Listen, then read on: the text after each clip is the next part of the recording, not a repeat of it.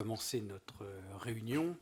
Nous avons le plaisir de vous accueillir au nom de l'ARAPL Île-de-France.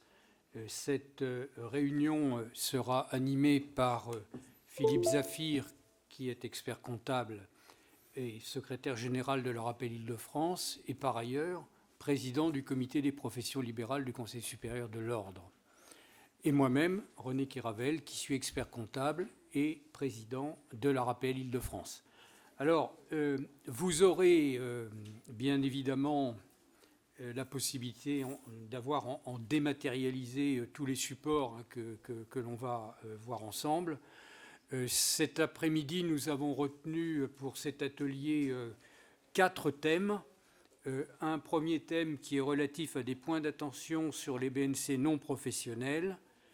Et puis un autre sujet qui est relatif aux conséquences du non-respect des délais de dépôt des déclarations 2035 sur certains aspects particuliers.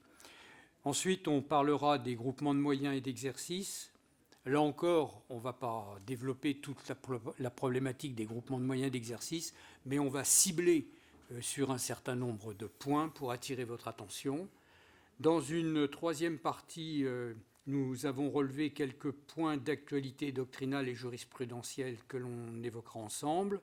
Et puis enfin, nous parlerons de l'examen de conformité fiscale qui vient d'être, dont les textes sont sortis en 2021. On verra donc quelles sont les exigences et comment se situer par rapport à cela. Donc le premier point que nous allons aborder concerne les BNC non professionnels. Philippe, je vous passe la parole.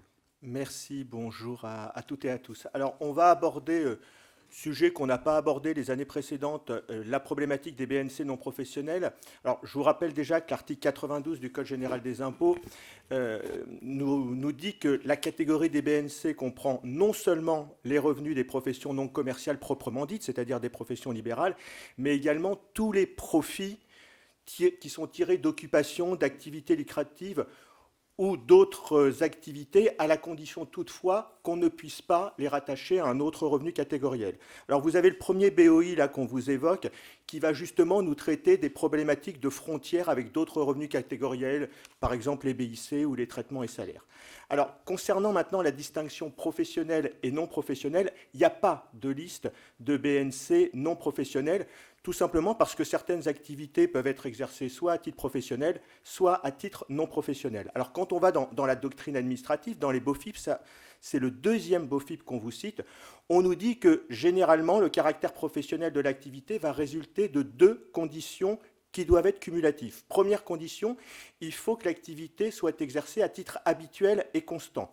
Alors, on nous dit que le caractère habituel et constant provient de la répétition des opérations sur plusieurs années, et peu importe d'ailleurs qu'une autre activité simultanément exercée prodigue l'essentiel du revenu du contribuable. Et puis, deuxième condition, on nous dit qu'il faut que ça soit dans un but lucratif. Alors, le but lucratif, bien évidemment, il doit résulter normalement de la perception d'un revenu, et ce revenu doit être un revenu dit appréciable.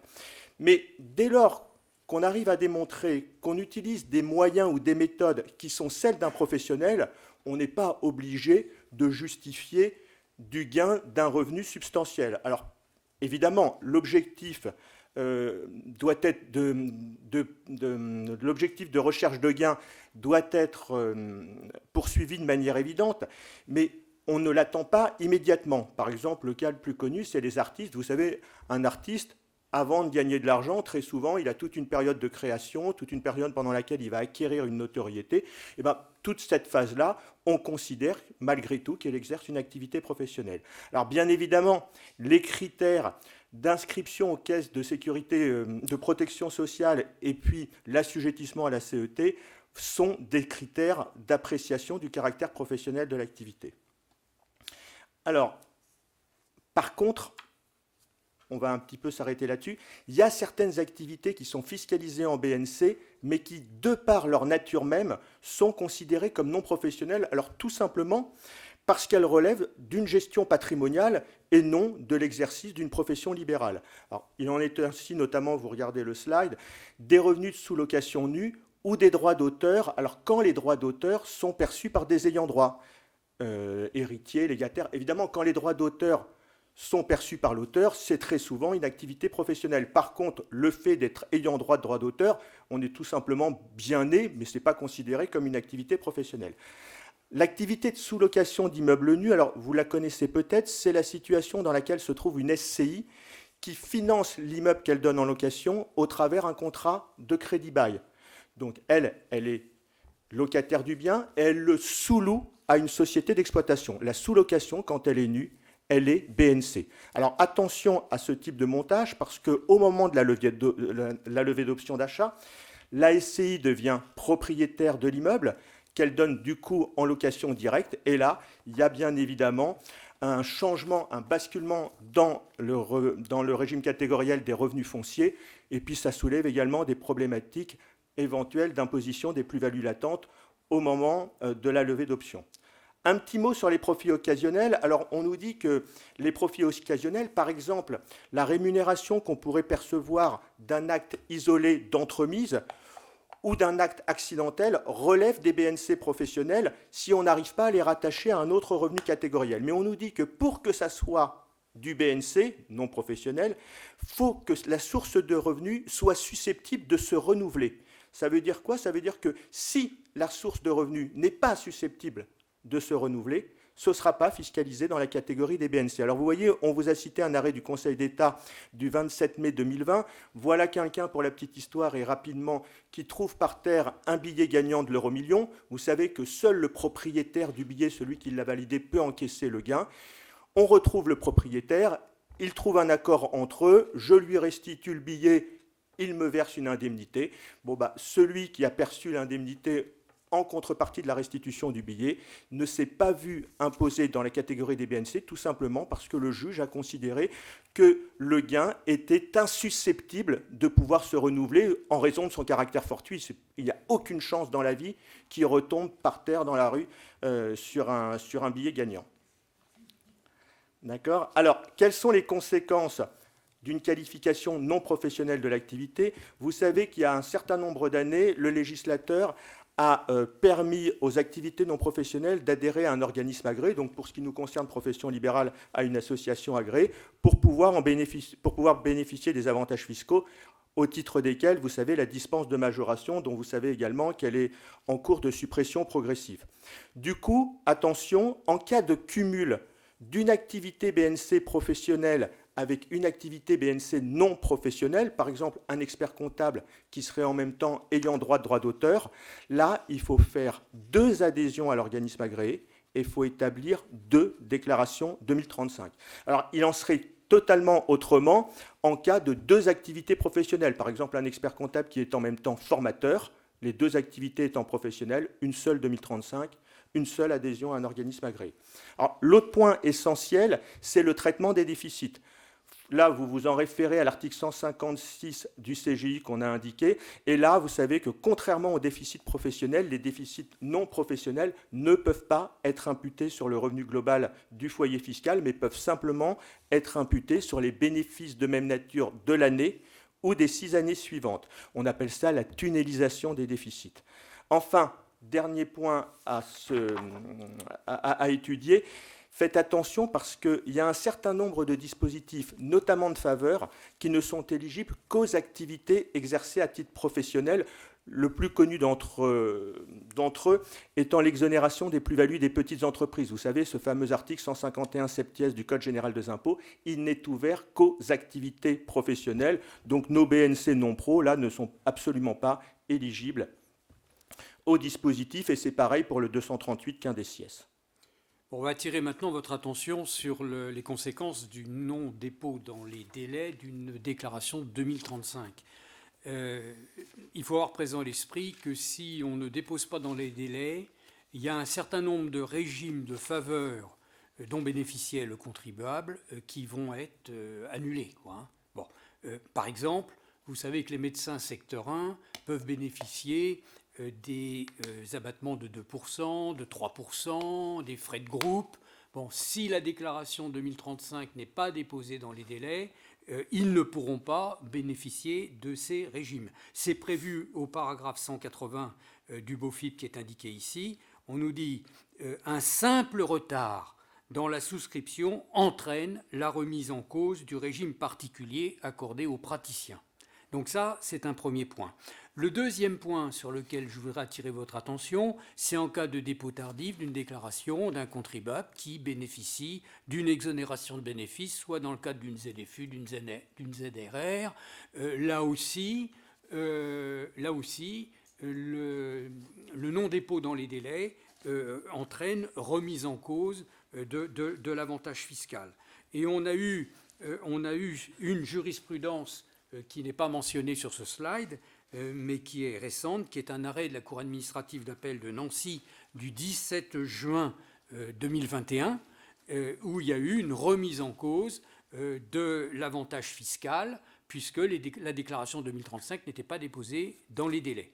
Voilà. Et puis, le dernier point sur lequel aussi on attire votre attention, c'est quand on veut veut utiliser des régimes optionnels, tels que des régimes d'exonération de plus-value. Vous savez, dans les régimes d'exonération de plus-value, il y a des régimes qui sont des régimes de droit commun, et puis il y a des régimes optionnels. L'article 151 septies, on en bénéficie de plein droit. Bon, il n'y a pas de sujet. Par contre, si vous voulez utiliser un 151 septies A, qui est en cas de départ en retraite, vous savez, ou un article, ou l'application d'un article 238 quindecies, ceux-là, ce sont des régimes optionnels. Et donc, si les déclarations, parce que l'option est formulée dans la déclaration, et donc là aussi, il y a remise en cause éventuellement de ces régimes si les choses n'ont pas été faites dans les délais. Donc on pourrait dire qu'il y a un sujet à chaque fois qu'il y a des problématiques d'option. Et si on ne l'avait pas fait dans les délais et qu'on veut régulariser par la suite, faire une rectificative, etc., il y a un problème parce qu'il y avait une disposition optionnelle et donc ça ne pourra pas se faire. Voilà. Donc voilà, c'est simplement ces aspects-là qu'on souhaitait évoquer. Maintenant, on va parler... Non. Hors délai légal. Hors délai légal. Ah oui. Alors maintenant, on va évoquer quelques aspects concernant les groupements de moyens. Vous savez qu'une SCM produit une déclaration 2036, un GIE de moyens produit une déclaration 2031 parce qu'il est considéré comme étant BIC. Un contrat de collaboration, on le sait tous, la redevance de contrat de collaboration, elle est traitée pour celui qui en bénéficie dans une déclaration 2035. Et puis, quand on a une simple convention de partage de frais non formalisée, bien, on doit établir un imprimé 2036 bis sur lequel il y a le nom des associés, même si ce n'est pas formalisé, quoi, et la répartition des quotes-parts de dépenses qui leur reviennent. Alors, concernant la SCM, quelques aspects. Conformément aux dispositions de l'article 239 quater A du Code général des impôts, elles ne sont pas soumises à l'IS. Et elles ne peuvent pas opter pour l'IS. Donc ça, c'est un point important. Mais ce 239 quater A des impôts est subordonné à ce que la SCM fonctionne et une activité conforme à son objet. Et l'objet d'une SCM, ce n'est pas de facturer les tiers. L'objet d'une SCM, c'est de facturer exclusivement des services à ses propres associés. Et donc là, il y a un véritable sujet, parce que si une SCM était amenée à facturer des services à quelqu'un qui n'est pas associé dans la SCM et que cette facturation excède 10% des recettes totales de la SCM deviendrait assujettie à l'IS. Recette totale, c'est-à-dire quoi ? Eh bien, pour estimer ça, on regarde quels sont les remboursements de frais qui ont été faits par les associés dans la SCM, plus éventuellement les refacturations que la SCM aurait fait à des tiers. Voilà. Donc attention à cet aspect, s'assurer qu'on respecte bien la règle, enfin qu'on n'a pas des refacturations externes supérieures aux 10% que je viens d'indiquer. Autre point qui est relatif à la SCM, on passe de la SCM à la 2035. Vous savez, quand on ouvre la SCM, on a une ventilation des frais par associé. Pour chaque associé, il y a des codes-parts de frais. Ces codes-parts de frais doivent être réintégrés sur les lignes qui vont bien de la déclaration 2035. Et si au niveau de la SCM, j'ai eu 100 000 de dépenses que je viens de ventiler dans ma 2035 à travers les bonnes lignes qui vont bien, je me dis, attention, combien tu as payé dans l'année? Si tu n'as payé que 80 000, tu pourras, bien sûr, tu as ventilé 100 000, mais tu ne pourras déduire que 80 000, donc il y aura un divers à réintégrer de 20 000. Alors, je crois que c'est un point qui est important, qu'il faut avoir présent à l'esprit, et Philippe va vous exposer la problématique de la répartition des dépenses. Oui, on va s'intéresser maintenant au traitement des répartitions des dépenses dans les SCM et à leur comptabilisation dans les livres des SM. Alors, on a voulu s'attarder un petit peu là-dessus parce qu'on voit à peu près tout et son contraire en la matière et souvent, ou parfois, on voit n'importe quoi. Donc, on va essayer de faire un peu le point sur les bons modes opératoires. Alors, étant précisé qu'on part de l'hypothèse que la comptabilité de la SCM est tenue recette-dépense, c'est-à-dire qu'il n'y a pas eu d'option créance-dette qui ait été exercée. C'est vrai que l'option créance-dette, elle facilite souvent les choses. Alors, tout d'abord, concernant la répartition des dépenses à proprement dit entre les associés, alors, il y a un principe, c'est qu'elle doit être, pour chaque nature de dépense, proportionnelle à l'utilisation effective des moyens mis en commun. Donc ça, c'est le principe. Normalement, on répartit proportionnellement à l'utilisation effective des moyens mis en commun. Ça veut dire que les répartitions qu'on voit parfois qui sont un peu forfaitaires, par exemple, on est 3 associés, donc on divise tout par 3, c'est en principe à proscrire, sauf à ce qu'on arrive, en cas de contrôle, à démontrer que tous les moyens mis en commun sont utilisés de manière parfaitement égalitaire, mais ça, c'est assez rare. Alors, à ce titre, il est important que vous ayez dans votre SM, alors, soit un règlement intérieur, soit des clauses statutaires qui fixent les bonnes modalités de répartition pour chacune des natures de dépenses, alors avec des unités d'œuvre qui doivent être pertinents, par exemple les mètres carrés pour les loyers, ou par exemple les heures utilisées pour la répartition des charges de personnel. Alors, une fois qu'on a dit ça, en matière de comptabilité d'SCM, il y a 3 règles de base déjà à retenir. Première règle de base, les appels de fonds qui sont faits aux associés doivent être comptabilisés dans des comptes courants d'associés, tout simplement parce qu'il s'agit d'avances de trésorerie tant que la répartition n'est pas faite. Donc, dans un premier temps, les appels de fonds en compte courant.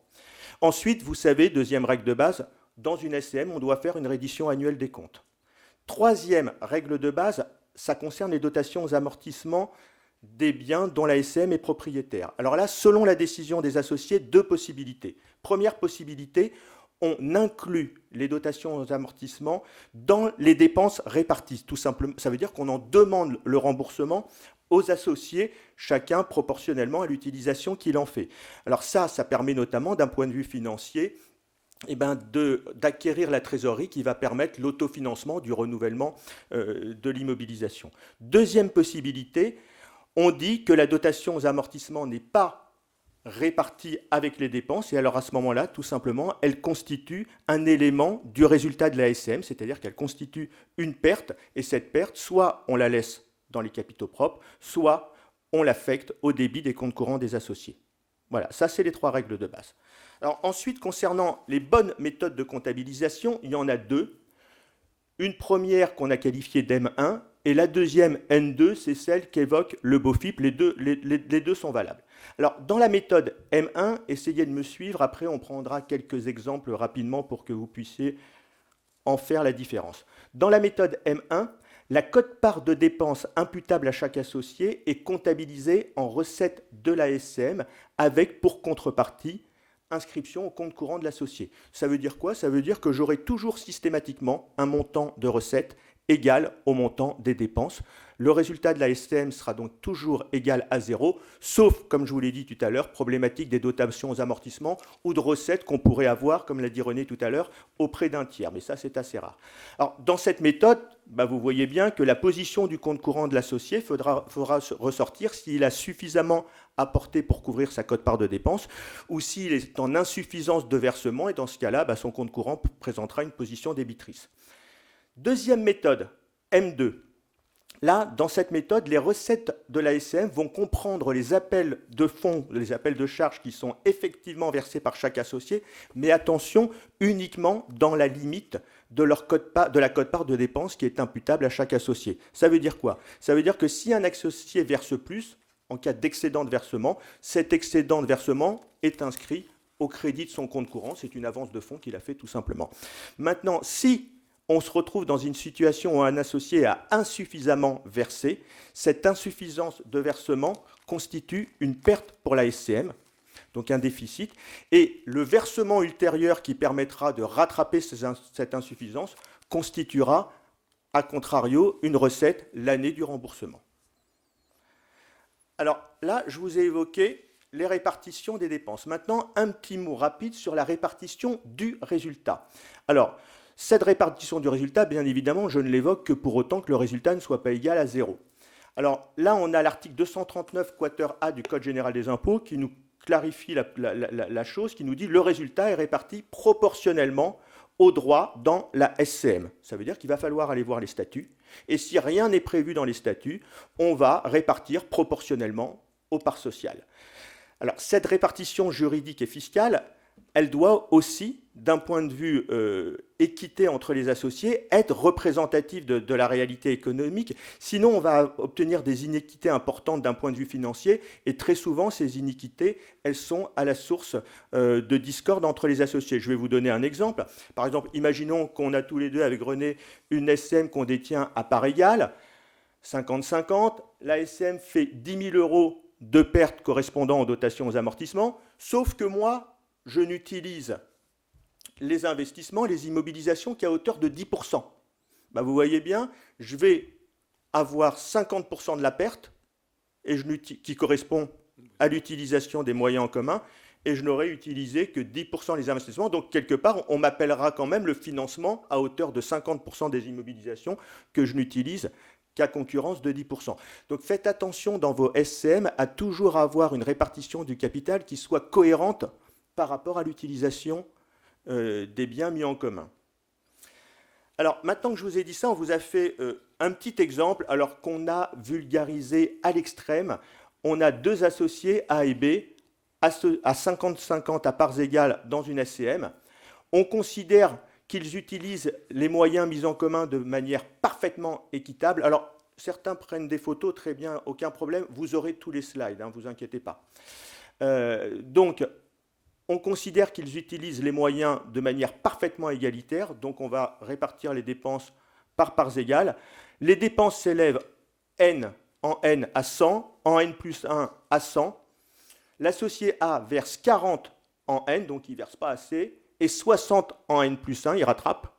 Et l'associé B, lui, il verse trop en N, il verse 70, et du coup, en N plus 1, il ne verse que 30 pour avoir versé bien 100 au total. Alors, voilà ce que ça donne. Dans la méthode 1, vous voyez que là, au niveau des comptes courants des associés, on voit bien qu'en année N, A a insuffisamment apporté 10 et B a trop apporté 20, mais tout ça se rééquilibre la seconde année en N plus 1, et quand on voit le cumul, la partie compte courant, c'est la partie bleue. On voit bien qu'ils ont chacun 100 d'apport pour 100 de quote-part de dépenses au total. Pas de problème. La partie jaune, c'est la 2036. Alors, on a dit que dans la méthode 1, on avait des recettes égales au montant à la quote-part de dépenses imputable à chaque associé. Donc, comme chaque associé a chacune des 2 années 50 de dépenses, on met 50 de recettes. Et donc, dans cette méthode 1, on a toujours un résultat à 0. Troisième partie du tableau, la partie rose, on voit comment ça se passe sur la 2035 de l'associé concerné. On voit que l'associé A a une quote-part de dépenses qu'il lui est imputée de la SCM pour 50, mais il a un divers à réintégrer de 10 la première année, puisqu'il n'a apporté que 40. Et la deuxième année, en N plus 1, comme il apporte 60, ce divers à réintégrer de la première année devient un divers à déduire, puisqu'il a couvert son insuffisance de versement de la première année. L'associé B, à contrario, il a trop apporté la première année. Ben, évidemment, ce surplus d'apport constitue simplement une avance en compte courant. On ne va pas lui déduire fiscalement un surplus d'apport. Il a 50 de déduit la première année. Et puis la deuxième année, quand son compte courant est suffisant pour couvrir sa quote-part de dépenses, avec l'avance de la première année, il a 50 également de déduction fiscale la deuxième année. Voilà. Méthode, on ne peut plus simple. Dans la méthode M2, la position des comptes courants, c'est strictement la même, il n'y a pas de raison qu'il en change. Par contre, au niveau des 2036, vous voyez, là, c'est un peu différent, parce que dans la 2036 de l'année N, A n'a pas assez apporté, il n'apporte que 40, donc on met 40 en recette. B, lui, il a apporté 70, mais on ne met en recette que ses apports dans la limite de sa quote-part de dépenses, donc 50, ce qui fait qu'au final, on a 90 de recettes pour 100 de dépenses, ça fait un déficit de 10 la première année, réparti équitablement entre les deux associés. Donc comment ça se passe sur la 2035 des associés? Pour A, il a 50 de quote-part de dépenses, il a un divers à réintégrer naturellement de 10 parce qu'il n'a apporté que 40, et il bénéficie d'une quote-part de déficit de 5, donc il déduit 55. Il déduit 45, B déduit 55. Et la deuxième année, comme tout ça se régularise, on a exactement la situation contraire et au final, on voit qu'on arrive à une déduction totale dans les deux cas de 100 pour chacun. Donc vous voyez que les deux méthodes arrivent à la même chose, simplement ça ne se passe pas exactement au même moment au niveau des déductions individuelles. Un point sur la TVA concernant les SCM. Bon, vous savez que les SCM exercent une activité économique, hein, donc elles entrent dans le champ d'application de la TVA. Par contre, elles peuvent bénéficier sous condition de l'exonération de l'article 261B du Code général des impôts. Alors, si tous les associés de la SCM réalisent des opérations exonérées, eh bien, les refacturations qui vont être faites par la SCM à ses associés vont être exonérées de TVA. C'est le principe, à condition que les refacturations soient faites vraiment en fonction de l'utilisation exacte des services. Donc ça, c'est un point qui est important. C'est dit à plusieurs reprises dans le BOFIP qui est là. Les sommes réclamées doivent correspondre exactement à la part leur incombant dans les dépenses et ne pas présenter de caractère forfaitaire. Et vous avez un arrêt de Conseil d'État qui est ancien, qui date à l'époque où les avocats n'étaient pas assujettis à la TVA. Il y en a qui avaient constitué un groupement de moyens, donc ils ont un contrôle fiscal, ils regardent les comptes du groupement de moyens, résultat zéro, puisque toutes les dépenses avaient été refacturées. Mais ils demandent les clés de répartition. Dites, vous vous êtes refacturé, chacun a pris des quotes-parts, mais comment vous avez fait? Ils n'ont pas pu communiquer des clés de répartition, les avocats. Et donc, du coup, le groupement a été assujetti à TVA. Donc, attention, si on n'a pas des critères pertinents au niveau des refacturations, il peut y avoir un souci. On est 3, on ne peut pas diviser par 3 le total des dépenses. Il faut que ce soit en fonction des services qui sont utilisés, comme le dit l'instruction que je viens de rappeler.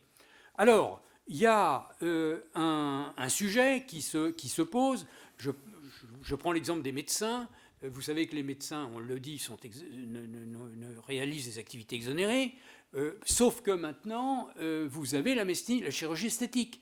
Et vous savez que cette chirurgie esthétique peut donner lieu à assujettissement. Ils peuvent être redevables de la TVA sur la chirurgie esthétique. Alors imaginons qu'on ait des médecins qui soient dans une SCM et qu'il y en ait un qui est sur ses recettes, il réalise plus de 20% de ses propres recettes qui deviennent redevables de la TVA. Eh bien, il se pose un problème au niveau de la SCM. C'est-à-dire qu'à partir du moment où il y en a un qui franchit le cap des 20%, la SCM devient assujettie à la TVA. Donc tous les autres vont être assujettis, du coup, on va leur répercuter de la TVA, sauf à ce que l'associé qui a dépassé les 20% quitte la SCM au 31 décembre, et dans ce cas-là, la SCM demeure exonérée de TVA. Voilà, ça c'est le texte qui existait. Vous voyez, parce que je suis en train de vous montrer qu'il va y avoir une évolution. C'est le texte qui existait jusqu'à l'année dernière, quoi, hein. Bon. Et il y avait eu un rescrit fiscal qui avait envisagé la création de secteurs d'activité. Et disant, le médecin qui a une activité exonérée et une activité imposable à la TVA, s'il peut faire 2 secteurs d'activité, à ce moment-là, la SCM pourrait facturer sans TVA au secteur qui est exonéré de TVA et avec TVA pour les services utilisés par le secteur assujetti à TVA. Bon. Sauf que quand on regarde le BOFIP, on nous disait, pour pouvoir créer un secteur d'activité distinct, on nous disait la coexistence au sein d'une même activité d'opérations imposables et non imposables ne justifie pas la constitution de secteurs d'activité. Il faut une pluralité d'activités et chaque activité doit présenter des critères d'autonomie. Donc avoir un matériel spécifique, avoir du personnel spécifique. Donc c'était très compliqué pour pouvoir bénéficier de ce régime de sectorisation. Alors, il y a eu une évolution des textes, conformément à la jurisprudence de la Cour de justice européenne. L'administration a estimé qu'elle pouvait assouplir les conditions d'exonération pour les groupements de moyens. Et vous avez un BOFIP actualité du 10 février 2021, donc tout récent, qui dit que finalement le bénéfice de l'exonération de TVA des services rendus par le groupement n'a pas à être remis en cause lorsque le groupement comporte des membres soumis à TVA pour plus de 20% de leur chiffre d'affaires. Il y a un nouveau rescrit donc, qui est écrit. Et donc là, avec ce nouveau rescrit, on nous dit les prestations qui vont être fournies à des tiers soumis à TVA, on va pour la partie activité soumise à TVA, on va facturer la refacturation de la SM avec de la TVA. Et puis pour la partie de la prestation qui concerne l'activité exonérée, on ne facturera pas de TVA. Mais il n'y a plus cette notion de secteur d'activité. Alors naturellement, il faudra prouver qu'on puisse arriver à avoir une traçabilité des opérations, mais on peut dire que là, il y a un assouplissement. Alors, le dernier point qui est sur ce slide concerne le fait, supposons que la SCM prenne en charge un service qui coûte 100, et sur ce service qui coûte 100, si elle refacture 40 aux associés qui sont eux-mêmes pas assujettis à TVA, normalement, il n'y a pas de TVA dessus, mais ça veut dire que dans ce cas-là, elle a facturé les tiers à hauteur de 60, donc ça dépasse 50%. Et bien là, on nous dit qu'à partir du moment, sur un service qui serait refacturé, à partir du moment où on refacture plus de 50% des tiers, l'intégralité de la refacturation, c'est-à-dire les 100, est assujettie à la TVA. Voilà, donc attention à cette petite...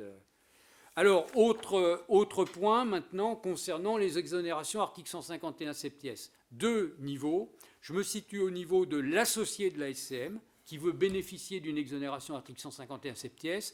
Je dois prendre ses propres recettes à cet associé qui exerce à titre individuel et je dois rajouter à ses propres recettes la quote-part des recettes autres que les remboursements. Donc ça voudrait dire que la SCM facture un petit peu des tiers, si vous voulez. Donc sur cette partie recette de la CM, recette tiers, il faudrait que j'en tienne compte d'une quote-part pour savoir si je dépasse les seuils qui permettent de bénéficier du régime article 151 septies.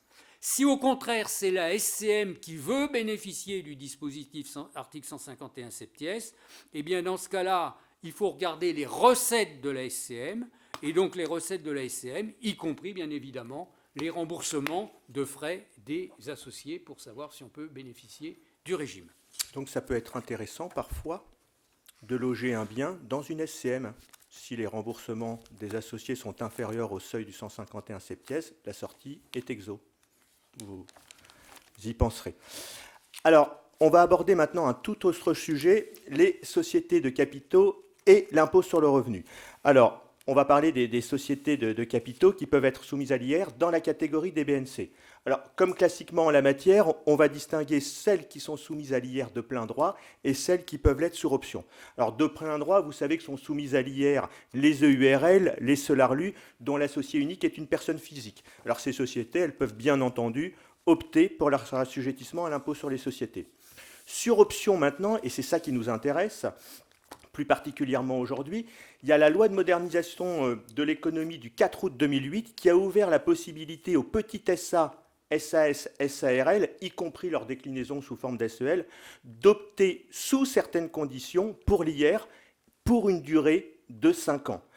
Normalement, ces sociétés relèvent de l'IS, elles peuvent donc opter pour l'IR. On va en voir les conditions tout à l'heure et on va en voir éventuellement les intérêts. Alors, quant aux SARL de famille, dont on sait qu'elles peuvent opter pour le régime fiscal des sociétés de personnes, et là sans aucune limitation de durée, ça ne concerne que les activités BIC ou BA, donc les activités libérales sont exclues du dispositif SARL de famille.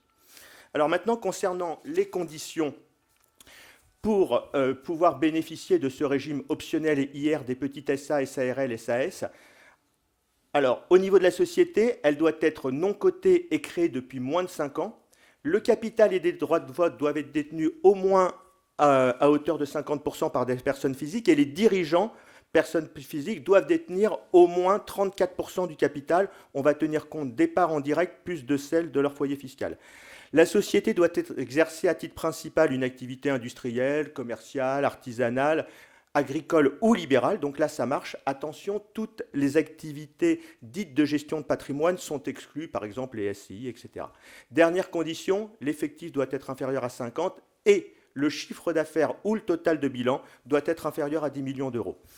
Pour l'exercice de l'option, on doit la formaliser de manière expresse. Dans le délai de 3 mois du premier exercice de l'option, il y a un modèle de lettre d'option dans les BOI lettres de l'administration qu'il faut impérativement utiliser, et ça doit être signé par l'unanimité des associés.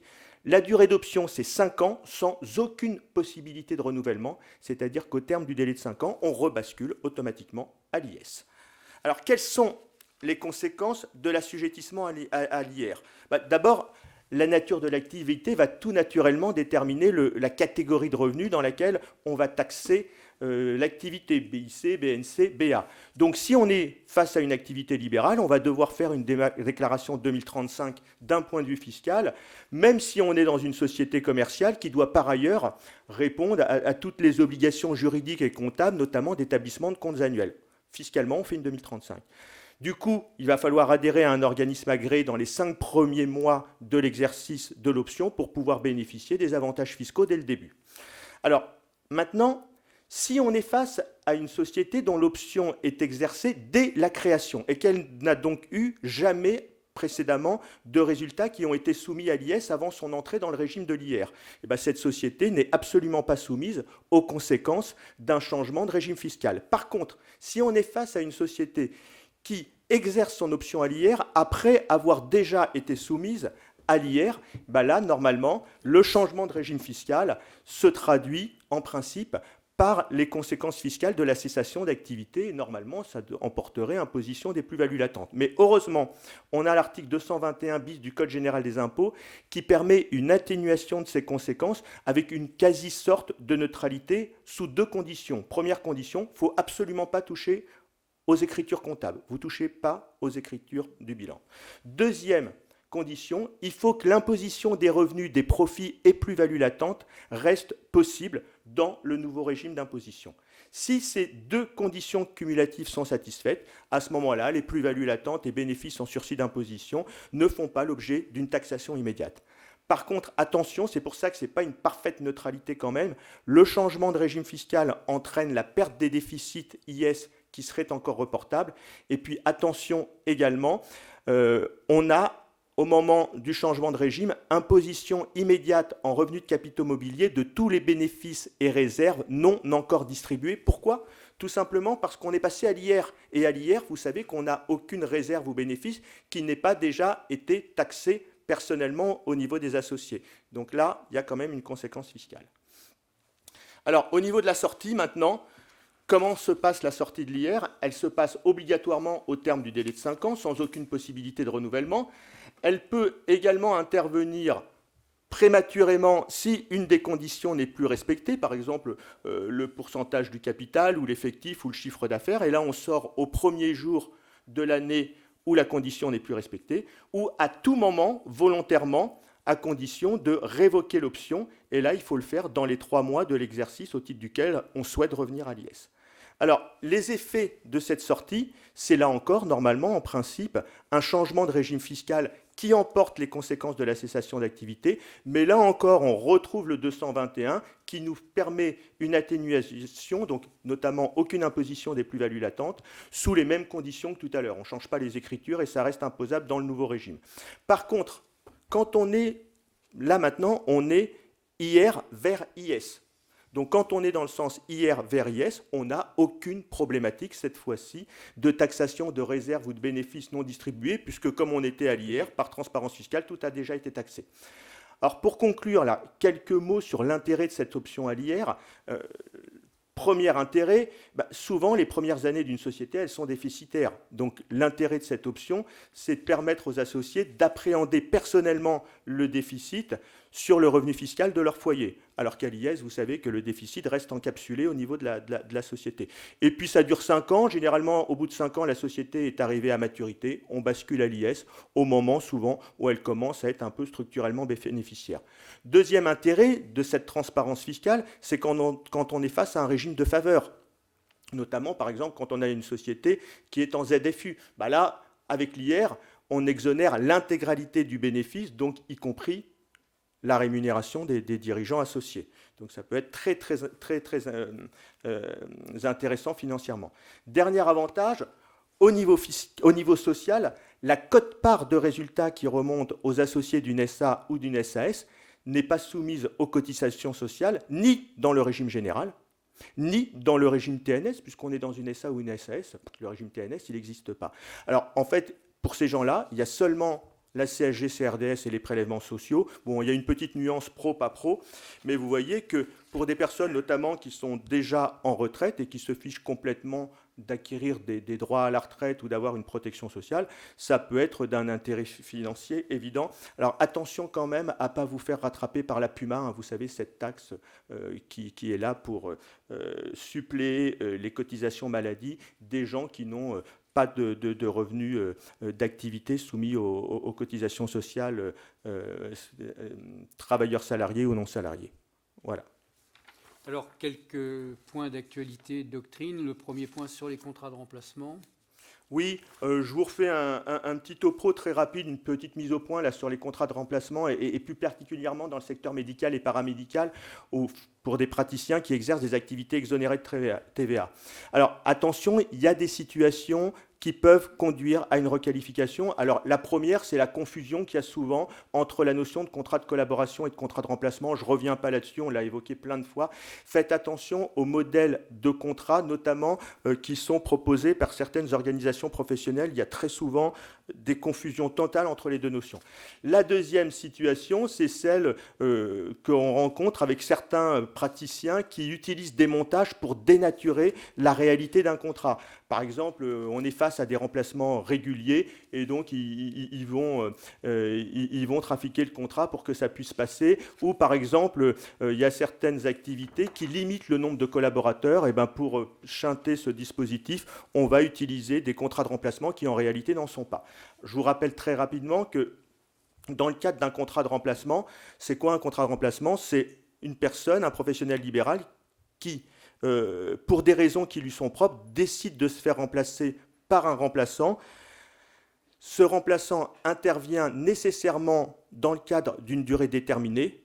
Le remplacé encaisse les honoraires. Donc normalement, le remplaçant travaille sur les feuilles de soins du remplacé. Le remplacé encaisse les honoraires et en rétrocède une partie au remplaçant. D'accord? Ça, c'est la règle. Alors, 2 cas sont à examiner. On a un rescrit, là, vous voyez, du 15 janvier 2020, qui a le mérite de nous clarifier la position de l'administration fiscale. Elle nous dit la chose suivante, l'administration fiscale. Elle nous dit que la rétrocession d'honoraires par le médecin remplacé au médecin remplaçant est dans tous les cas exonérée de TVA, dès lors, tout simplement, qu'elle rémunère une prestation de soins qui a été effectuée par le médecin remplaçant. Par contre, la question se pose pour la quote-part d'honoraires qui est conservée par le médecin remplaçant. Donc, je vous donne un exemple. Je suis remplacé par un jeune confrère, j'encaisse 100 d'honoraires, je lui rétrocède 80. Les 80 que je lui rétrocède, il n'y a aucun problème. Exode TVA, je le rémunère des prestations de soins qu'il a effectuées. Donc là, on est en plein dans l'article 261 du Code général des impôts. Par contre, je conserve 20. Ces 20, pourquoi je les conserve? Parce que c'est censé me rémunérer de la mise à disposition des moyens que j'ai faits à mon remplaçant. Donc là, on est sur une prestation de service. Et là, l'administration fiscale nous dit 2 situations. Soit le remplacement est occasionnel et pas de problème, il n'y a pas de TVA. Soit le remplacement est régulier, par exemple quelqu'un qui se fait remplacer tous les mercredis, et là, TVA, sauf bien évidemment application de la franchise en base de TVA. Donc faites très très attention à ça et au contrat de remplacement déguisé. Un petit mot rapide sur les aides Covid en 2021. Alors, on va juste s'intéresser aux aides qui sont encore existantes. Le fonds de solidarité, vous savez que ça a été prorogé dernièrement suite aux dernières annonces gouvernementales jusqu'au 30 septembre. Il est maintenu son exonération fiscale et sociale et ce fonds n'est pas pris en compte pour l'appréciation des seuils, que ce soit les seuils micro, les seuils de la franchise en base de TVA ou les seuils pour les régimes d'exonération, notamment de plus-value des petites entreprises 151 septies. René vous en a parlé tout à l'heure. Toutes les autres aides dont peuvent encore bénéficier les professions libérales, comme les aides coûts fixes pour les secteurs 1 ou 1 bis, ou la compensation pour perte d'activité des professionnels de santé, il n'est prévu aucune neutralité fiscale ou sociale, et toutes ces aides sont prises en compte dans l'appréciation des seuils, notamment micro et 151 septies. Alors, autre point qui a fait l'objet d'une jurisprudence encore toute récente, c'est la problématique des titres qui seraient inscrits dans le patrimoine professionnel. Je suis BNC et dans mon registre des IMO, j'ai des titres d'une société. Alors, que disent les textes pour pouvoir considérer comme bien professionnel ces titres, pour qu'ils soient bien professionnels, ou bien ils sont bien professionnels par nature. Alors là, on regarde les textes, il y a les parts de SCM, pas de sujet, les parts de société civile professionnelle, les parts ou actions acquises par les professionnels au moyen de fonds reçus ou en dépôt de leurs clients, et puis les parts ou actions de clinique dont la détention est imposée par les statuts ou le règlement intérieur. Les statuts ou le règlement intérieur disent pour que ce professionnel exerce dans la clinique, il faut qu'il ait des actions de la clinique ou des parts. Bon. Donc là, on nous dit ces actions-là ou ces parts, c'est un bien professionnel par nature. Donc ça peut être sur le registre des IMO et suivre la fiscalité professionnelle. Maintenant, pour les autres titres, les autres cas de figure, eh bien, il va falloir pouvoir prouver qu'ils sont utiles à l'exercice de l'activité professionnelle. Si on arrive à prouver qu'ils sont utiles à l'exercice de l'activité professionnelle, eh bien, dans ce cas-là, ils pourront être inscrits sur le registre des immobilisations et bénéficier de la fiscalité professionnelle. Alors, vous avez là, dans le slide qui est projeté, quelques arrêts. L'arrêt Chardac, eh bien, on nous confirme que si le règlement intérieur d'une clinique oblige un praticien à avoir des parts, les parts de la clinique sont des biens professionnels.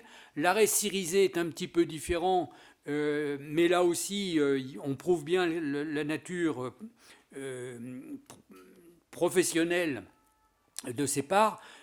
C'est un praticien, médecin qui part en retraite. Il y a une convention de transmission de clientèle, on va dire, de patientèle. Et puis dans la convention, le gars, il exerce dans une clinique. Et dans la convention, il est dit qu'il faut que le repreneur reprenne les parts de la clinique. Donc, s'il ne prend pas les parts de la clinique, il n'aura pas la clientèle, la patientèle, il ne pourra pas exercer. Du coup, on dit, ah bah oui, c'est nécessaire à l'exercice de l'activité. Donc, c'est bien professionnel. Voilà. Maintenant, en ce qui concerne d'autres exemples qui ont été donnés, la d'utilité, dans le Conseil d'État, Paulin, qui est sur ce slide, c'est un architecte. Dans son bilan à l'actif, il a mis des parts de sociétés de construction-vente. Il va pouvoir prouver que c'est professionnel. Pourquoi ? Parce que la société de construction-vente lui a rapporté des affaires et que ça lui a généré des honoraires au niveau de son activité BNC. Vous voyez, mais c'est à chaque fois le contribuable qui doit prouver que c'est utile à l'exercice de l'activité. Et enfin, là, on a un arrêt de Conseil d'État du 27 novembre 2020. Eh bien là, il s'agit d'un professionnel des parts de sociétés d'expertise comptable. Que se passe-t-il ? Il y a un professionnel expert comptable qui est en BNC. Il a de l'expertise comptable, du commissariat aux comptes, de l'expertise judiciaire. Il apporte l'expertise comptable à une société d'expertise comptable. Il reçoit des titres. Il met les titres sur son registre des immobilisations BNC. Et il continue à avoir comme activité, générant son BNC, l'expertise judiciaire et le commissariat aux comptes. Il veut céder les titres qui sont inscrits à l'actif et naturellement, il veut bénéficier de l'article 151 septies. Et donc là, il se fait rattraper par la patrouille et on lui dit « Mais attendez, les titres que vous avez que vous voulez céder, est-ce qu'ils sont utiles à votre commissariat aux comptes? Est-ce qu'ils sont utiles à votre expertise judiciaire? Et comme il n'a pas pu prouver, parce que la charge de la preuve appartient au contribuable, comme il n'a pas pu prouver, eh bien on lui a dit c'est pas utile. Eh bien, puisque c'est pas utile, c'est pas un bien professionnel. Puisque c'est pas un bien professionnel, ça ne peut pas bénéficier du 151 septies, donc on vous taxe la plus-value. Voilà. Bon, donc vous voyez que, et ça c'est un arrêt du Conseil d'État du 27 novembre, donc tout à fait récent, 27 novembre 2020. Et puis le dernier point qui est indiqué, qui date un petit peu, c'est un arrêt de Conseil d'État de 2003, où on nous dit, c'est pas parce que vous allez mettre des titres sur votre registre des immobilisations que ces titres seront professionnels pour autant. C'est une condition, bien sûr, mais qui n'est pas suffisante. Donc, ou il faut que ce soit nécessaire, ou il faut que ce soit utile. Dernier point que je voulais aborder là, il y a dans les textes une possibilité de report d'imposition qui est prévue par les personnes physiques qui apportent des titres nécessaires à leur activité. Donc ils avaient des titres à l'actif, nécessaires à l'activité, à une société soumise à un régime réel d'imposition, que ce soit une société soumise à l'IR, à l'IS. Et dans ce cas-là, il y a un système de report d'imposition qui peut se faire en application de l'article 151 nocties B. Et bien là encore, le Conseil d'État dit, pour que les titres puissent bénéficier de ce report d'imposition, que la plus-value d'échange puisse bénéficier du report d'imposition, il faut que les titres apportés soient nécessaires à l'activité. Et il faut apporter l'intégralité de ces titres-là. Il faut que la société bénéficiaire de l'apport soit taxable à l'IR ou à l'IS, et il faut que les titres reçus également en échange soient nécessaires. Et au cas présent, c'était des médecins qui avaient des parts d'une clinique qui étaient sur leur actif professionnel. Ils n'ont pas, donc admettons que c'était peut-être utile, qui prouvait l'utilité, mais ils n'avaient pas pu prouver que c'était nécessaire à l'exercice de l'activité, donc on leur a refusé la mise en report d'imposition. Donc vous voyez cette notion utile-nécessaire, et ressort dans un certain nombre de cas de figure, et tous les cas de figure qu'il y a et qui sont récents, c'est des remises en cause des régimes d'exonération de plus-value ou de report d'imposition. Alors, un dernier point qui figure dans notre programme de ce soir, qui est l'examen de conformité fiscale.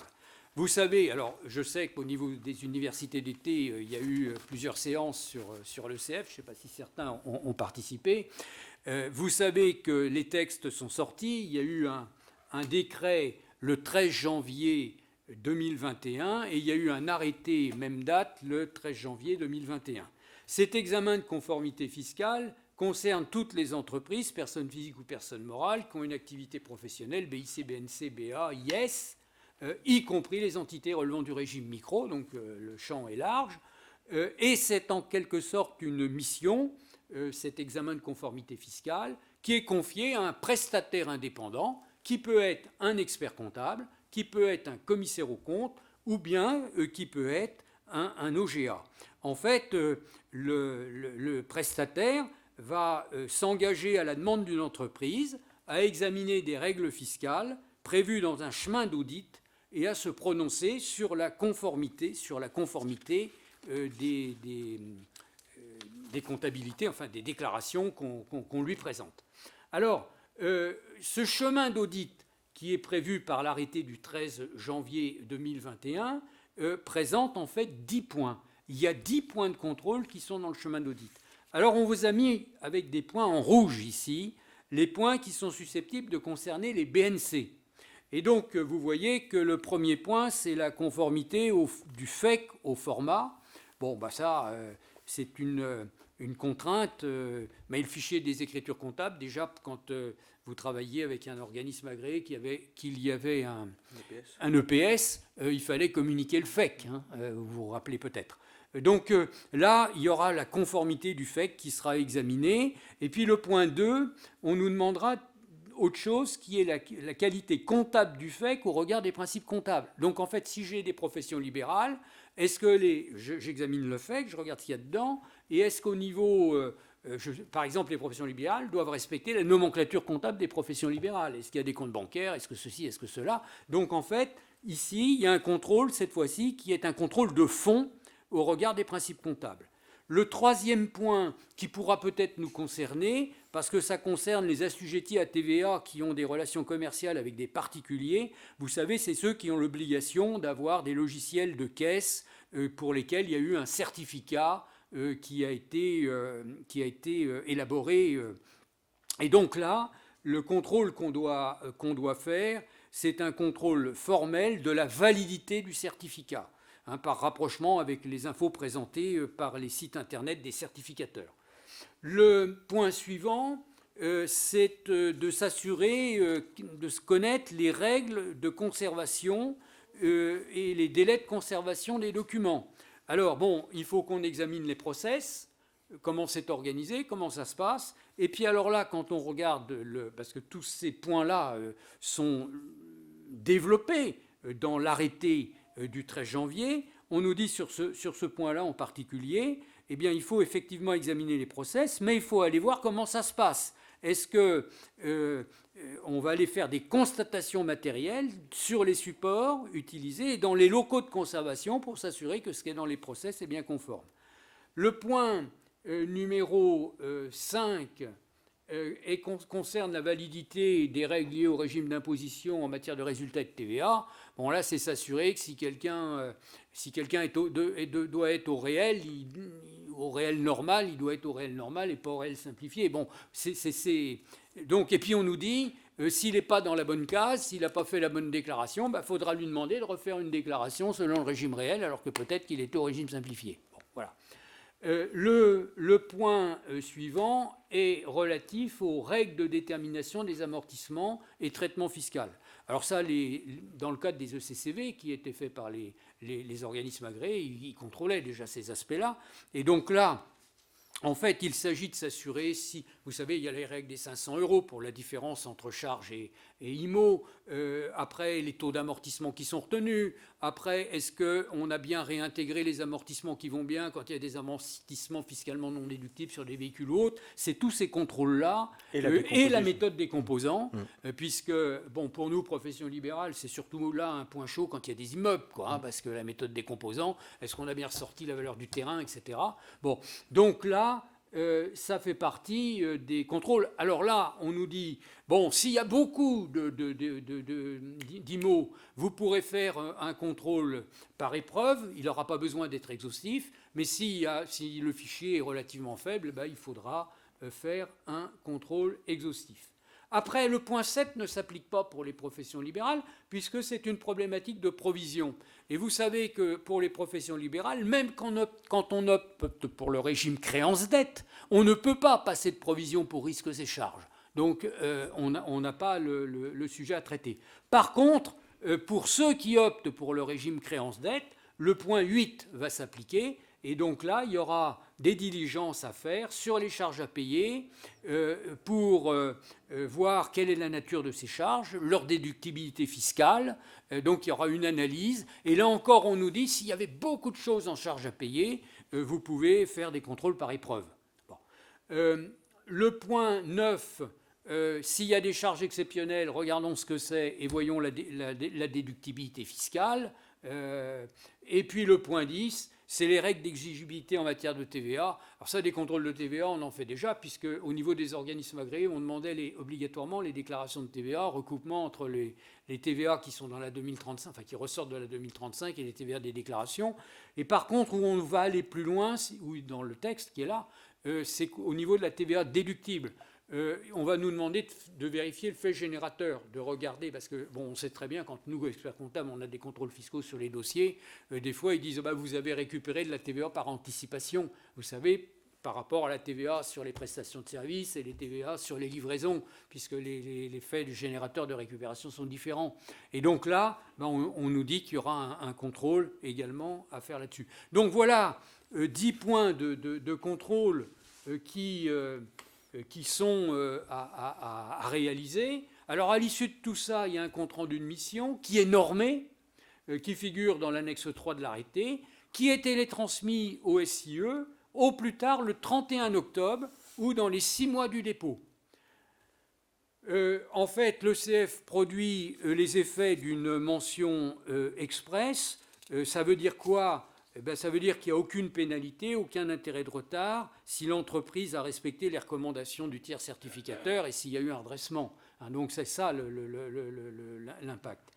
Et puis, par contre, en cas de contrôle fiscal, le texte nous dit que s'il y a un redressement sur un des 10 points, ce qui veut dire que les honoraires devront être ventilés en fonction des points qui seront à vérifier, parce qu'on nous dit que s'il y a eu une remise en cause, enfin un redressement sur un des 10 points, eh bien il pourrait y avoir une remise en cause des honoraires relatifs à ce point-là, si vous voulez. Voilà ce qui est prévu au niveau des textes.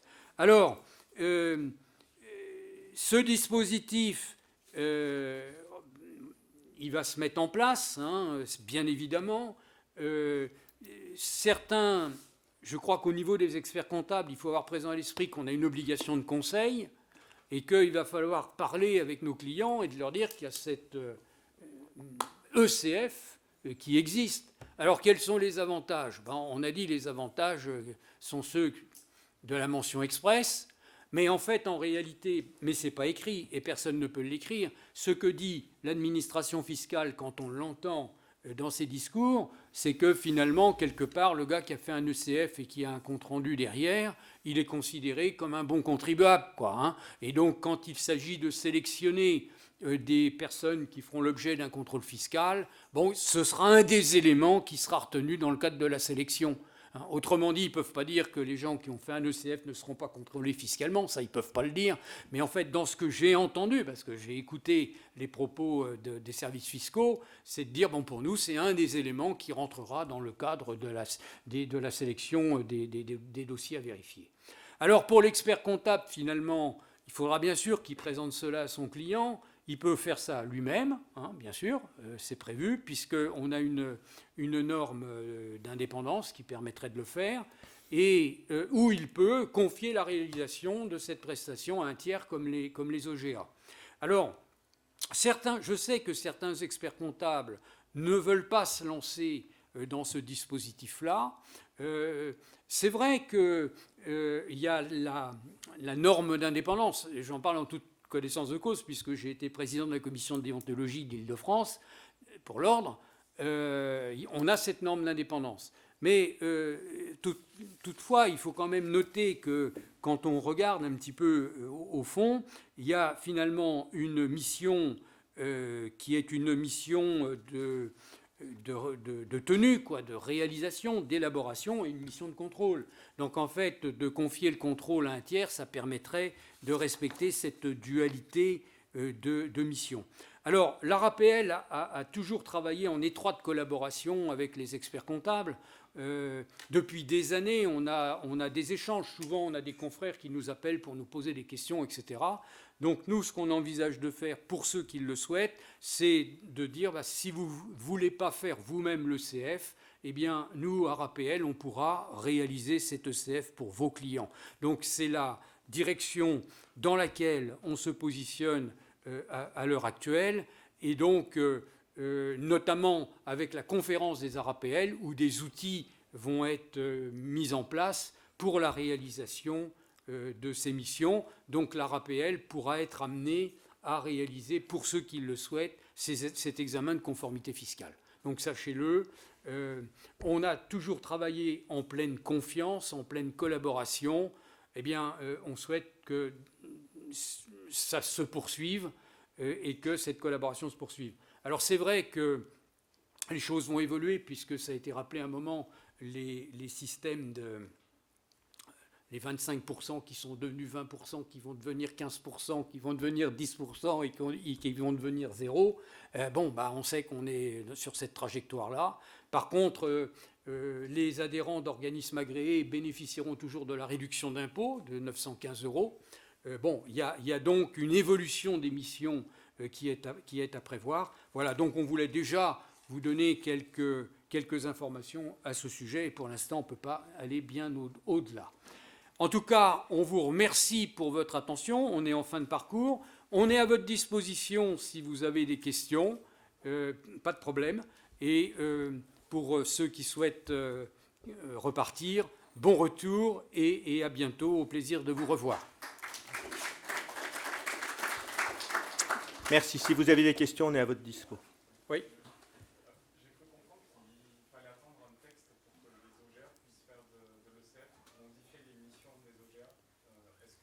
Non, alors, si vous voulez, vous m'entendez là? Oui, oui. Oui. Si vous voulez, il y a des textes, il y a un projet de texte à l'heure actuelle que j'ai. Donc il y a un projet de décret qui, bon, le décret, donc on a eu le projet de décret de l'administration fiscale, donc qui prévoit que les organismes agréés pourront faire le CF. Voilà. Et donc, ce qui va venir, mais on n'en sait rien encore, après au niveau après par ailleurs, il est sûr que, je vois par exemple, nous, à l'heure actuelle, vous savez que les organismes agréés ont une problématique de renouvellement d'agrément, etc. Donc, il y a des contrôles, il y a des audits qui sont faits par l'administration fiscale. Donc, si on conserve, puisqu'on nous dit à ce jour que la réduction d'impôt de 915 € demeurera valable pour les adhérents d'OGA, bon, il va y avoir des contraintes probablement. Donc, on a un encadrement à l'heure actuelle qui est susceptible d'évoluer, puisque les ECCV et les EPS sont appelés à disparaître. Donc, s'ils sont remplacés par autre chose, il faut bien qu'il y ait une adaptation, je dirais, de la réglementation qui s'applique aux organismes agréés. Et ça, moi j'ai vu le projet de décret qui permettait aux OGA de le faire, quoi. Voilà.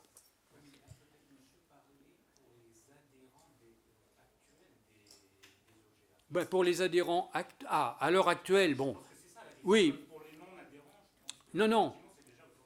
Pour les non-adhérents, il y a, si vous voulez, pour les non-adhérents, il y a c'est dans le texte, hein. C'est dans le texte qui va sortir. C'est là. C'est dans le texte qui va sortir. Parce que l'ARAPL ne peut produire des services que pour ses adhérents.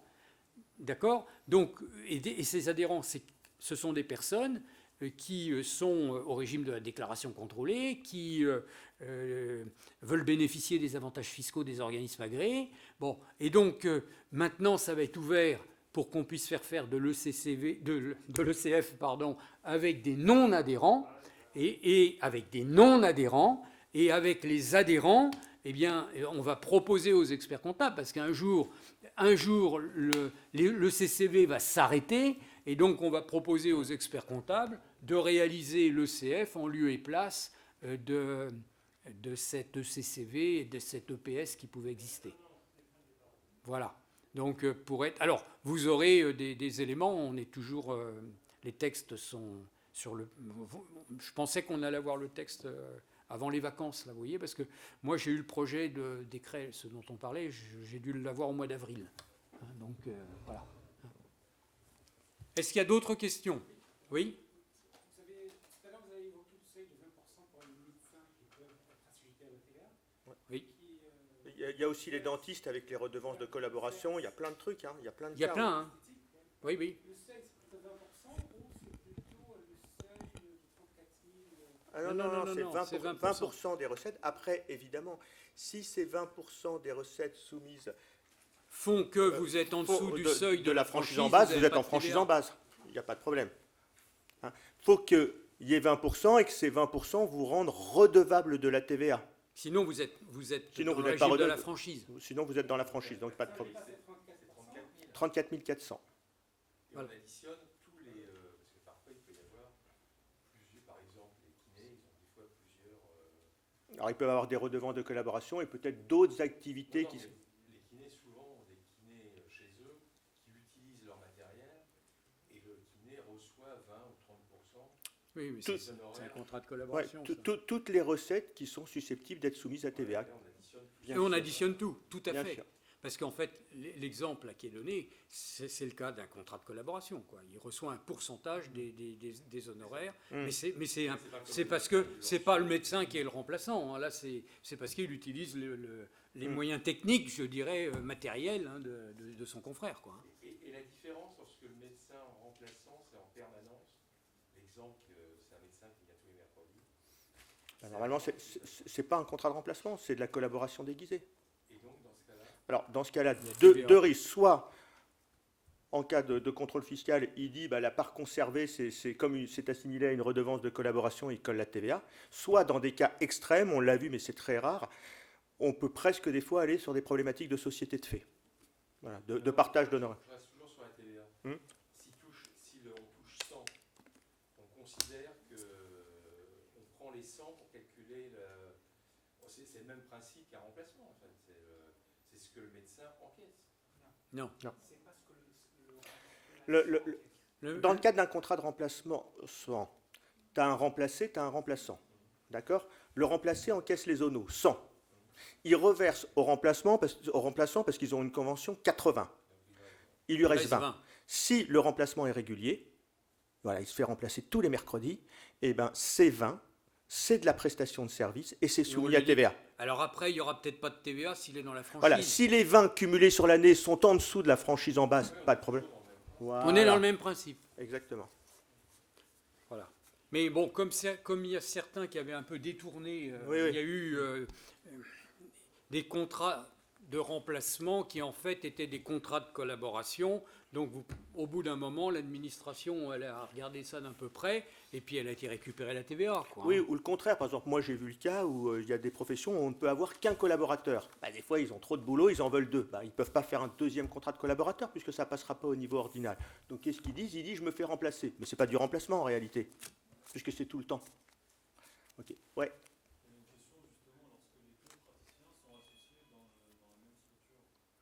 Ah bah, là, s'ils sont associés dans la même structure, soit c'est une société de droit, et à ce moment-là, il n'y a pas de débat, soit c'est une société de fait, c'est-à-dire qu'ils se comportent comme des associés, et auquel cas, si c'est une société de fait, c'est la société de fait qui doit déposer la déclaration de résultat. Donc ça, il faut faire très très attention, notamment aux poules d'honoraires, aux masses communes d'honoraires dans les cliniques. Des fois, ils ne vous le disent pas, les clients, mais quand vous avez des praticiens qui travaillent dans les cliniques, demandez-leur si on leur reverse bien le seul produit de leur activité ou si en amont, il y a peut-être, avec d'autres praticiens de la même activité, une masse commune. Par exemple, c'est toujours pratiquement le cas chez les anesthésistes, c'est presque toujours le cas chez les gynécologues, etc. Ils font masse commune pour assurer une permanence des méthodes. Bah là, c'est une société de fait. Hein. Et alors le problème, c'est que c'est une société de fait non déclarée et taxation à l'IS. Plus imposition des plus. Donc, là, c'est un massacre. Voilà. Donc nous, on tire la sonnette sur ce sujet-là depuis un certain temps. Hein. Oui. Là, c'est là, il n'y a pas de au niveau TVA ou au niveau.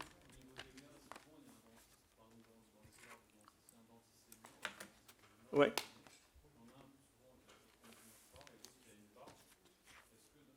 Alors, c'est tout le débat parce que, en fait, on voit bien que tout le système a été mis en place pour éluder cette problématique-là, puisque là, ce n'est plus un collaborateur, c'est un associé. On est d'accord? Bon, aujourd'hui, on a plein de discussions là-dessus. Il n'y a rien qui, légalement, interdit d'être associé à une part. Donc l'administration, là, est devant une impossibilité de faire, jusqu'au jour où, mais pour le moment, effectivement, parade a été trouvée, et elle est, pour le moment, extrêmement, extrêmement pertinente. Vous parlez de la TVA sur la problématique des remplacements qui n'étaient pas occasionnels mais réguliers, mais ça peut aller presque au-delà, parce que moi, par exemple, j'ai une infirmière libérale qui n'exerce plus, on va dire ça comme ça, qui a toute sa patientèle et qui met en relation à cette... Alors là, je vais même plus loin, c'est même plus qu'un problème de... Il y a évidemment un problème de TVA, mais du coup, elle spécule sur le travail d'autrui, c'est BIC. Bien sûr.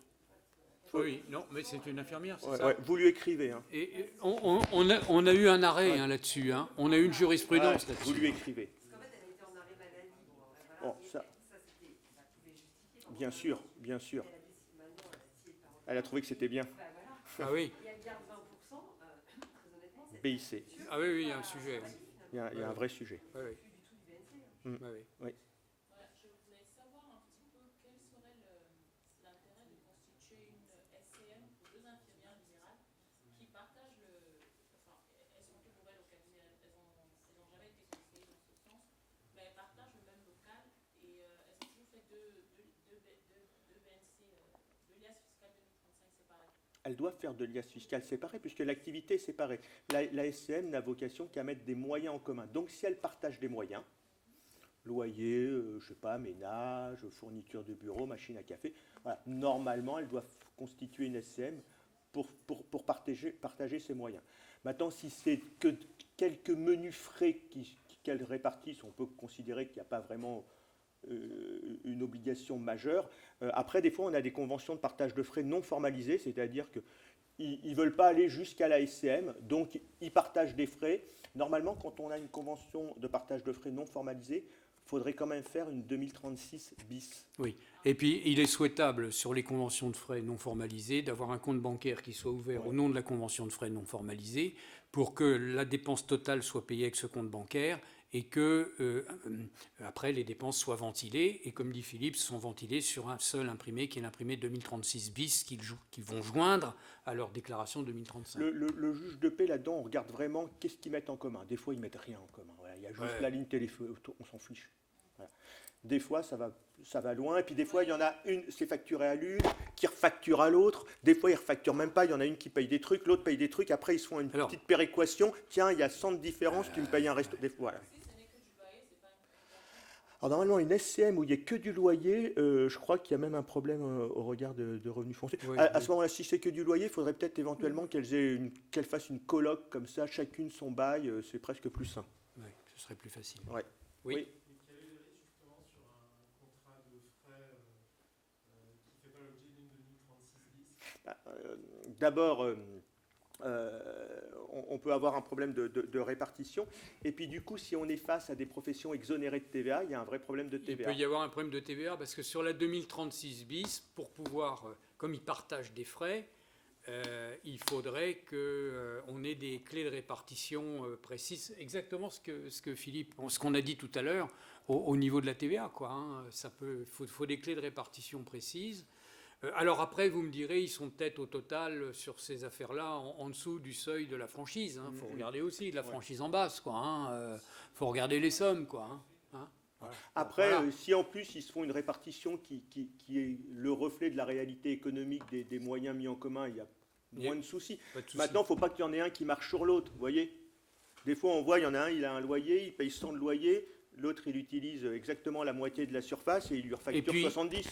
Oui, dans ce genre de truc aussi, il faut vraiment, dans ce cas-là, je parlais tout à l'heure d'ouvrir un compte bancaire au titre du groupement de partage de frais, parce que ça peut pas être un jour moi qui paye l'EDF et le lendemain lui le téléphone, quoi. Parce que on peut voir ça aussi, en disant on se fait nos petits comptes à la fin de l'année. Du coup, toi, tu as payé 100, bah moi j'ai payé 100 finalement. Ouais. Mais ça, c'est un problème quand même. Oui.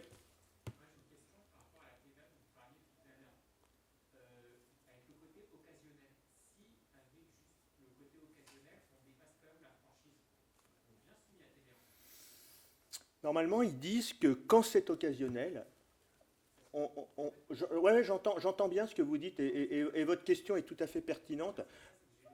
Ouais, non, votre question est pertinente. Moi, j'aurais envie de dire, si on fait une lecture littérale, retournez au rescrit et retournez à la réponse du rescrit. Et dans le rescrit, je vais vous lire, mais effectivement, hein, on peut se poser la question. Ils disent, en revanche, la part d'honoraires conservée par le médecin remplacé en contrepartie de la mise à disposition de ses installations et locaux au médecin remplaçant, qui ne rémunère donc pas une prestation de soins à la personne, est soumise à TVA, sauf si le remplacement revêt un caractère occasionnel, point. Moi, je lis les choses de manière littérale. Ils n'évoquent pas là de problématique de franchise en base. Voilà. Après, on discute.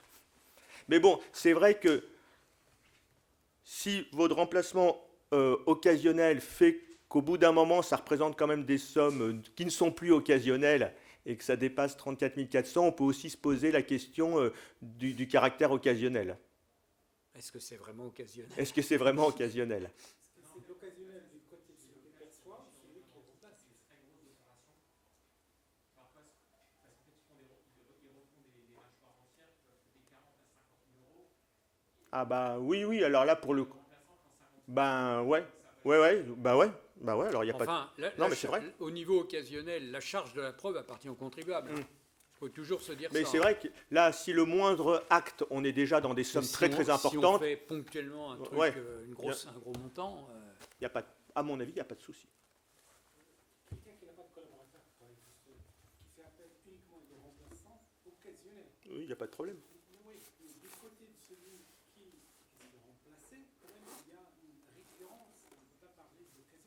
Ah, mais non. Ce qui remplace et remplace le différent occasionnel, mais celui qui Ah oui, de toute façon, on va aller voir le remplacer. Hein. Et donc, on va aller voir le remplacer, la fréquence qu'il a de remplacement. Peu importe que ça soit sur 10 remplaçants. Hein. Oui, oui. Voilà, oui. Dans le cadre du passage pour une société de capitaux de l'IS à l'IR, Oui. pour une société qui est en zone de revitalisation rurale, Ouais. est-ce qu'elle garde l'avantage ZRR en face du changement de Ah, alors, à vérifier, moi, je vais à chaque fois au BOFIP. Hein. J'ai pour habitude je veux dire, le changement de régime fiscal, dans la mesure où le dispositif ZRR, ZFU, ce que vous voulez, ce sont des dispositifs qui existent de la même manière à l'IR et à l'IS. À mon Mais il avis, faut il y a quand même vérifier. à vérifier, mais À vérifier, il ne hein. devrait pas y avoir de problème. Il devrait Mais pas y avoir... vérifier. On ne peut pas être... Allez dans le BOFIP, regardez les régimes de faveur. Parce que c'est vrai, on est entre régimes réels. Hein, mais Oui, bon, oui. Mais il ne devrait pas. OK. Et puis, si vous avez un doute sur un truc comme ça aussi important et que vous ne trouvez pas la réponse, il faut balancer un mail au service des impôts, hein, comme un rescrit. On ne prend même pas le risque. Ce n'est pas pour nous, hein, c'est pour le client. Donc, on ne va pas aller, nous, prendre le risque sur un truc comme ça. On écrit, il nous le valide. Il ne nous le valide pas, bah, tant pis, hein, on ne le fait pas. N'hésitez pas à écrire, hein, surtout. De plus en plus, moi, j'écris. Hein. Ouais, bon, ouais, mais ok. attention... Bien oui. évidemment. Et Mais puis, sur il y a- des choses comme ça, il y a la façon, il y a la façon aussi de de rédiger. libeller la question. Il faut Parce que ça, ils sont- les enfermer dans la question. C'est vrai, quand on fait des questions trop générales, on a des réponses trop générales. Quand on a eu le cas où des fois on s'est fait avoir, même nous. Hein, quand On s'est fait avoir. Voilà. Mais maintenant, justement, on libelle les choses de manière à ce que sur notre problématique, ils doivent nous répondre oui, non. Donc là, votre question, elle est quand même très simple. J'envisage d'opter pour le dispositif temporaire des sociétés de personnes. Je suis en ZRR ou je ne sais pas quoi. Est-ce que mon dispositif d'exonération perdure dans le cadre de mon nouveau régime d'imposition? Point barre. Oui, non. Peu importe. Ouais. Ok. N'hésitez pas. Voilà, merci à vous. Oui. Oui. Vous avez oui. Oui, ça, on vous le précise. On prendra contact quand ces choses vont se mettre en place. De toute façon, on va se mettre en contact avec les experts.